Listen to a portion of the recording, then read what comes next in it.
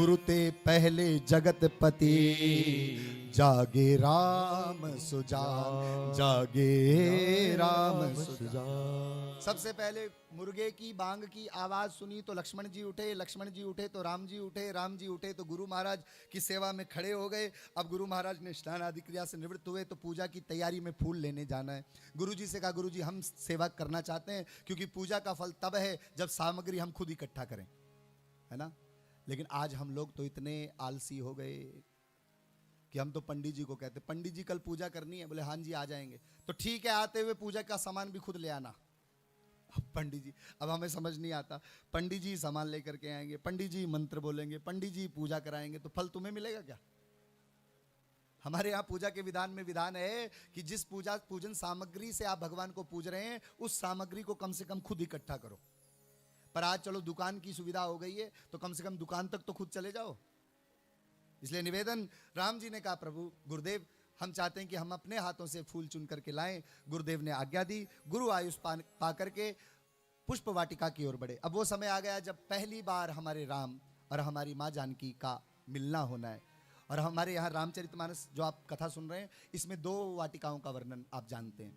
एक है जनक की ये पुष्प वाटिका, इसे कहते हैं योग वाटिका, क्योंकि ज्ञानी की वाटिका है इसलिए योग वाटिका है। और एक है अशोक वाटिका, वो भोगी की वाटिका है, इसलिए उसका नाम है भोग वाटिका। अच्छा, बड़ी अद्भुत बात तो यह है कि 2 वाटिकाएं और दोनों वाटिकाओं के केंद्र में भगवती शक्ति विराज रही है। इधर भी जानकी जी हैं और उधर भी जानकी जी हैं। लेकिन बस अंतर इतना है कि योगी की योग वाटिका में जब भक्ति रहती है तो बड़ी प्रसन्न रहती है, लेकिन जब भोगी की पुष्प वाटिका में भगवती रहती है तो बड़ी अप्रसन्न रहती है। एक जगह भगवान राम का जानकी जी से संयोग हो रहा है और एक जगह, एक वाटिका में राम जी का वियोग हो रहा है, इतना अंतर है। तो उस पुष्प वाटिका में गए, जहां जैसे ही पुष्प वाटिका के निकट पहुंचे तो दूर देखा सुंदर राजकुमारों को। तो पुष्प वाटिका के वो मालीगण दौड़ करके आए और कहा, प्रभु आप वही हैं ना जिनका दर्शन करने के लिए कल समस्त नगरवासी बेचैन हुए भाग रहे थे। हमारा सौभाग्य देखिए प्रभु, आपके दर्शन के लिए लोग पीछे भागते थे और आज आप स्वयं दर्शन देने के लिए आ गए। कहिए प्रभु हम आपकी क्या सेवा कर सकते हैं? भगवान ने कहा, हम अपने हाथों से पुष्प चुनना चाहते हैं। तो पुष्प वाटिका के गणों ने निवेदन किया कि हम आपके लिए सेवा करो। राम जी ने मना किया तो आज्ञा मिली, तो आज्ञा पाकर के भीतर गए। अब यहां भी आज्ञा लेकर के राम जी गए, मर्यादा का पालन करने वाले। और विचार कीजिए, कृष्ण होते तो वो किसी से पूछते कि मुझे फूल लेने हैं, तो सीधा चले जाते। बस इतना अंतर है दोनों की लीला में। आज्ञा मिल गई तो भीतर प्रवेश किए। गोस्वामी जी महाराज लिख रहे हैं, ऊपर वाला स्वर, तेई अवसर सीता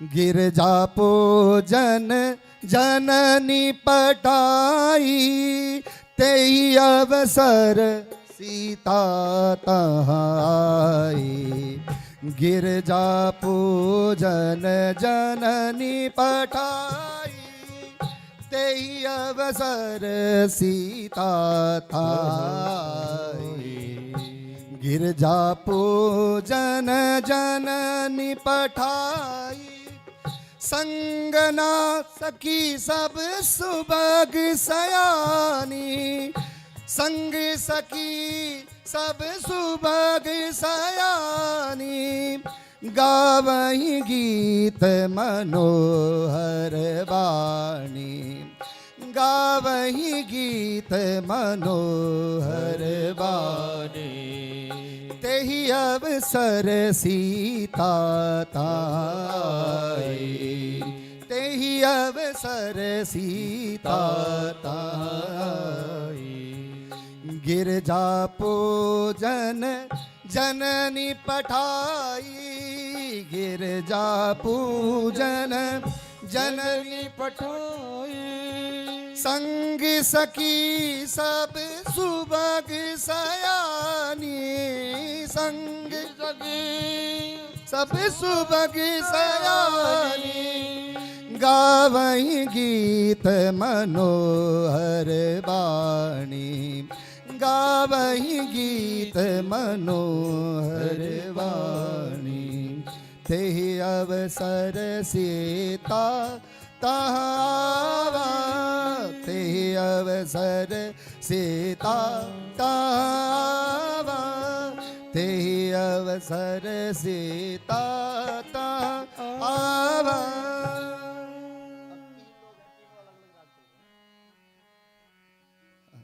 एक बार प्रेम से कहें सीता। अब हो जाता है ऐसे, अब वाद्य यंत्र तीन तीन बज रहे हैं, तीनों अलग अलग राग में। ऊपर से नए नए कथावाचक राम कथा के हम, तीनों अलग अलग कलाकार, एक से बढ़कर एक। सुनो क्या हुआ। तेहि अवसर सीता तहाई, गिरजा पूजन जननी पटाई, संग सखी सब सुभग सयानी, गावहि गीत मनोहर वाणी। वो अवसर आया जब जानकी जी ने अपने सखियों के संग में इस सुंदर पुष्प वाटिका में प्रवेश किया। मनोहर गीत गायन करती हुई सखियां आ रही हैं। क्यों? गिरजा पूजन जननी पठाई। माँ सुनैना जी ने स्वयं अपनी पुत्री को माँ भवानी की पूजा के लिए भेजा। अब अष्ट सखियों के मध्य में जानकी जी आ रही है, गिरजा पूजन के लिए जा रही है, लेकिन एक सखी कहीं खो गई। होता है ना, दो चार लोग मिलकर के कथा सुनने आते हैं ना, फिर भी क्या होता है, तीन लोग तो बैठे रहते हैं कथा सुनने, एक पक्का गायब होता है। वृंदावन चले जाओ, चार धाम चले जाओ, कहीं चले जाओ, ग्रुप में लेकर के जाओ ग्रुप वालों को, लेकिन एक व्यक्ति इतना परेशान करेगा कि उसको बार बार फोन करो, कहां चले गए, गाड़ी खड़ी है। तो यहां भी ऐसे ही हाल है। जानकी जी सखियों के मध्य से आई, लेकिन एक सखी अलग हो गई। उस सखी ने जाकर के बाग का दर्शन किया, जहां बाग में सुंदर राजकुमारों का दर्शन करके आंखों में अश्रुधारा लेकर के प्रेम से आनंद से विभोर होकर के ये सखी आई। अष्ट सखियों में से जानकी जी सहित इस सखी की दशा को देख करके सबने कहा, क्या हो गया तुम्हें? तो इसने कहा, देखन बाग कुंवर दो आए, बय किशोर सब भांति सुहाए। वहां दो बाग देखने के लिए दो किशोर आए, सुंदर बालक राजकुमार आए। तो बोले, रो क्यों रही हो? बोले, क्या करूं, प्याली में पानी भरा हुआ हो और दूध भरना है, तो जो जिस प्याली में पानी भरा है ना, और राम रूपी दर्शन किया है, तो राम रूपी दुग्ध के दर्शन के बाद अब दूध भरना है, तो पहले प्याली में से पानी तो खाली करना पड़ेगा। अब मैं आंखों की उस प्याली को खाली कर रही हूं। क्यों? क्योंकि भीतर दूध भरना चाहती। लेकिन बड़ा सुंदर कहा, देखन बाग कुंवर दो आए। जबकि इसने देखा था कि फूल चुन रहे थे और फूल चुनते हुए राम जी के माथे पर पसीना था, पर फिर भी जिस प्रकार एक सदगुरु अपने शिष्य और भगवान के मध्य की मर्यादा को इस प्रकार रखता है कि भगवान की प्रतिष्ठा में कहीं कमी ना आ जाए, वही सदगुरु का कार्य सखी कर रही है। चाहती तो कह देती कि दो राजकुमार पुष्प चुनने आए, तो कहीं प्रतिष्ठा में कमी नहीं हो जाती। जानकी जी नहीं सोचती कैसे राजकुमार, राजकुमार तो वो होते हैं जिनके साथ नौकर चाकर होते हैं, दास दासियां होती हैं। मैं कहूंगी कि वो पुष्प चुनने आए तो प्रतिष्ठा में कमी हो जाए, इसलिए क्या कहा, पुष्प चुनने नहीं, देखन बाग कुंवर दो आए। तो सबने पूछा कैसे दिखते हैं? बोले, कैसे बताऊं कैसे दिखते हैं? श्याम गौर किम कहूं बखानी, गिरा अनयन नयन बिनु बाणी। अरे कैसे बताऊं, जिन आंखों ने उनका दर्शन किया है, उन आंखों की जीभ नहीं है, और जिस जीभा से कहा जाता है उस जीभा को आंख नहीं है, कैसे बताऊं? तो सखियों ने कहा, तू दिखा तो सकती है। तो सब सखियों को कहा कि चलो मेरे साथ। दिखाना तो जानकी जी को चाहती। जानकी जी भी अत्यंत आनंद से हृदय में उस उत्सुकता उत्कंठा को लेकर के बड़ी कि मैं भी तो देखूं कौन राजकुमार आए। आगे गई, इधर राम जी के कानों में शब्द ध्वनि आकर्षित करती है। कंकण कंकण किंकिन नूपर धुनि सुनी, कहत लखन सन राम हृदय गुणी। तीन ध्वनि आई। कंकन यानी कंगन, कंकन यानी कंगन, किंकिण यानी कमर की कटी मेखला, नुपुर यानी नुपुर यानी पायल। अब थोड़ा समझना, ये तीन ध्वनि राम जी को आकर्षित करती है। तो राम जी कह रहे हैं कि मानव मदन दुंद भी दीनी, मनसा विश्व विजय कह दीनी, मनसा विश्व विजय कह दीनी, मनसा विश्व विजय कह दीनी, मनसा विश्व विजय कह दीनी। कह रहे हैं ये लक्ष्मण, ये तीन ध्वनि मेरे कान में आ रही है, कंकण, किंकिण, नूपुर, और आज मेरा हृदय कहता है कि कामदेव ने विश्व पर विजय करने के लिए डंके की चोट खोल दी है, वो जा रहा है। राम जी इतने आकर्षित, तो सावधान, ये तीन क्या है? हाथों का जो कंगन है, कमर की जो कटी मेखला है, पैर का जो नुपुर है, वो क्या है? तो समझना, कंगन जो हाथ के हैं वो समर्पण का प्रतीक है और वो समर्पण की ध्वनि कर रहे हैं। कमर की जो कटी मेखला है वो संयम का प्रतीक है और पैर की जो नुपुर है वो सदाचार का प्रतीक है। समर्पण होगा, संयम होगा, सदाचार होगा, और जहां ये तीन होंगे वहां तो ध्वनि सुनकर के मेरे राम आकर्षित होंगे ही। इसलिए समर्पण, सदाचार और संयम की तरफ भगवान आकर्षित हुए और कहा, लक्ष्मण मेरा मन उस ओर जा रहा है, उधर कौन है? अब इधर जानकी जी के संग में वो सखी जो राम जी का दर्शन कर चुकी है, वो लेकर के इधर जा रही है। समझना, वो इधर से इधर जा रही है और राम जी लक्ष्मण जी के संग इधर खड़े हैं और वो कह रहे हैं कि एक पैर की नुपुर की ध्वनि, कटी मेखला की ध्वनि, पैर की नुपुर, कंगन की ध्वनि, ये कहां से आ रही है? इतने में सामने से जानकी जी को देखा तो तुरंत लक्ष्मण जी से कहा, हे तात, ऊपर वाला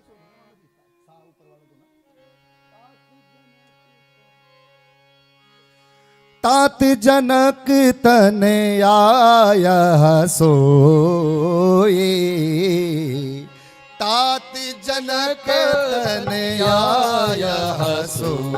सामने से जाते देखा राम जी, तात जनक तन आया सोए, तात जनक तन आया सोए, धनुष यज्ञ जेहि कारण होए, धनुष यज्ञ जेहि कारण। राम जी कह रहे हैं, लक्ष्मण ओ जासु बिलो की अलौकिक शोभा, जासु बिलो की अलौकिक शोभा, जासु बिलो की अलौकिक शोभा,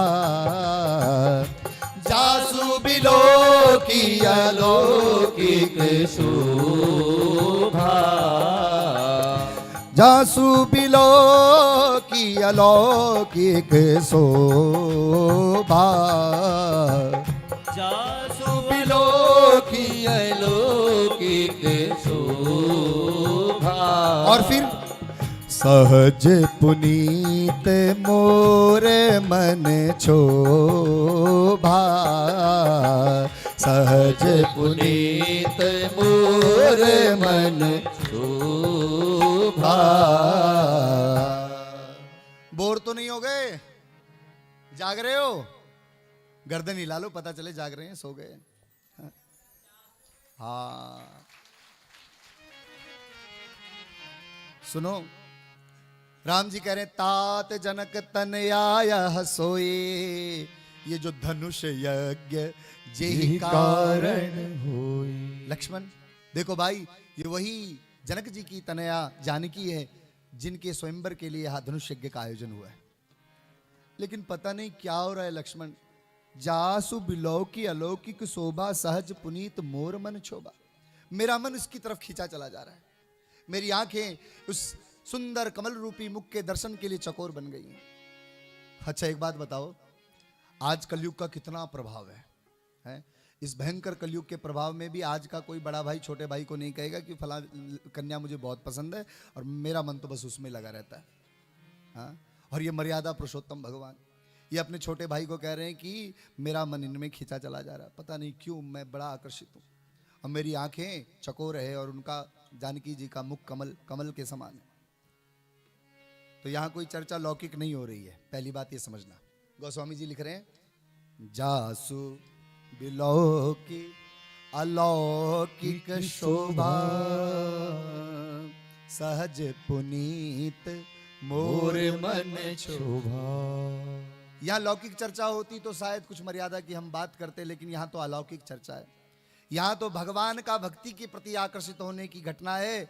लक्ष्मण जी इस बात को जानते हैं। लक्ष्मण जी ने कहा भैया देखो, आप हो भगवान और मैया जी आ गई, वो हैं भक्ति, और अब हम बनते हैं आपके पुजारी। तो क्यों ना, पुजारी का धर्म है कि भगवान की खूब सेवा करे, भगवान का श्रृंगार करे, पर्दा लगा दे, भक्ति यानी भक्ति आवे तो भक्ति और भगवान का मिलन हो, तो पुजारी बीच से हट जाए। तो भैया मैं कुछ करना चाहता हूँ।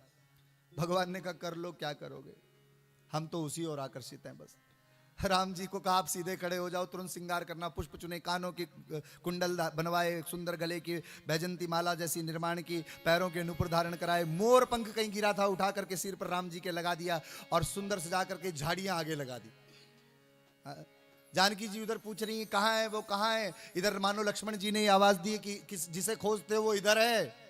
और सब अष्ट सखियों से ही जानकी जी आई तो लक्ष्मण जी पुजारी की तरह उस पर्दे को हटाया, और भक्ति और भगवान का मिलन हुआ, और भक्त पीछे, पुजारी पीछे हटा, और पहली बार राम और जानकी जी का मिलन हुआ है। बोले सीताराम भगवान की जय। अब हमारे पास तो समय नहीं, हम तो केवल इतना कहें कि राम देखें सिया को, सिया राम को, राम देखें सिया को, सिया राम को, राम देखें सिया को, सिया राम को, राम देखें सिया को, सिया राम को। चारों अखियां लड़ी की लड़े रह गए, चारों अखियां लड़ी की लड़ी रह गई। राम देखें सिया को, सिया राम को, राम देखें सिया को, सिया राम को। देख कर राम जी को जनक नंदनी, देख कर राम जी को जनक नंदनी। बाग में बस खड़ी की खड़ी रह गए, बाग में बस खड़ी की खड़ी रह गई। राम देखे सिया को, सिया राम को, राम देखे सिया को, सिया राम को, राम देखे सिया को, सिया राम को, राम देखे सिया को, सिया राम को। चारों अखियां लड़ी की लड़ी रह गए, चारों अखियां लड़ी की लड़ी रह गई। राम देखे सिया को, सिया राम को, राम देखे सिया को, सिया राम, सिया राम को। बोले सीताराम भगवान की जय। अब बताओ 5 मिनट में क्या पूरी कथा सुन लोगे? अब सुन लो, निवेदन कर रहे हैं। 3 घंटे में से आधा घंटा तो हमारा मंगलाचरण और विषय भूमिका का निर्माण करने में लग जाता है। बहुत सावधान होकर के सुने, मैं बड़ी गति से प्रवेश कर रहा हूं। राम जी को देख करके आंखें बंद कर ली जानकी जी ने। एक सखी ने कहा अरे कितनी भोली है, जिनका दर्शन करने के लिए आई उनकी आंखें, उनके सामने आंख बंद करके खड़ी है। लेकिन सखी कहां जानती है कि जानकी जी ने जिस छवि का दर्शन किया है वो कहीं आंखों के द्वारा जो हृदय में बस चुके हैं वो कहीं आंख खुलने पर बाहर ना निकल जाए, इस भय के मारे जानकी जी आंख बंद करके खड़ी। एक सयानी सखी बगल में आई और कहा तुम्हें मालूम है हम तो भगवती की पूजा करने आए और तुम यहाँ खड़े हो, अरे कल फिर आएंगे। यानी लक्ष्मण जी और राम जी को बता दिया कि कल हम फिर आएंगे, आना हो तो कल का समय, कल फिर आ जाना, आगे की चर्चा कल करेंगे। आंख खोली लेकिन बार बार मुड़ मुड़ करके पशु पक्षियों को देखने के बहाने जानकी जी राम जी का निहारना चाहती है। आगे गए, माँ भवानी के मंदिर में जाकर के गई भवानी भवन बहोरे, बंदी चरण बोली कर जोरी, जय जय गिरवर राज किशोरी, जय महेश मुख चंद्र चकोरी। यहाँ पर केवल जानकी जी ने स्तुति की ऐसा नहीं, राम कथाकारों ने तो इस स्तुति के एक पद को जानकी जी ने कहा और दूसरे पद को स्वयं माँ भगवती भवानी ने कहा। यानी यहाँ पर एक तरफ से स्तुति नहीं हुई बल्कि जानकी ने भवानी की स्तुति की और भवानी ने जानकी की स्तुति की, ये जुगलबंदी हुई। लेकिन मेरे पास समय का अभाव है, मैं स्पष्ट नहीं कर सकता, लेकिन फिर भी मैं निवेदन करूं, सोशल मीडिया का ये व्यवस्था है तो अन्य जगह कहीं हमने राम कथा कही हो तो आप वहां पर सुन सकते हैं। सीता स्वयंवर की कथा में जहां जुगलबंदी हुई, एक तरफ से जानकी जी कह रही हैं जय जय गिरवर राज किशोरी, आप राज किशोरी हैं, क्यों पर्वतराज की पुत्री हैं, तो उधर से पार्वती जी प्रतिमा से बोल रही है कि जय महेश मुख चंद्र चकोरी, तुम महेश मुख चंद्र चकोरी।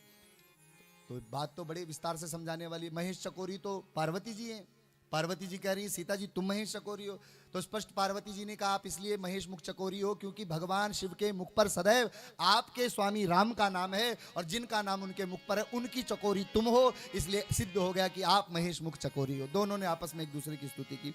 अंतोगत्वा प्रार्थना हुई कि प्रभु माँ मैं जो चाहती हूँ वो आप समझती हो, तो विनय प्रेम बस भई भवानी खशिमाल मूर्ति मुस्कानी।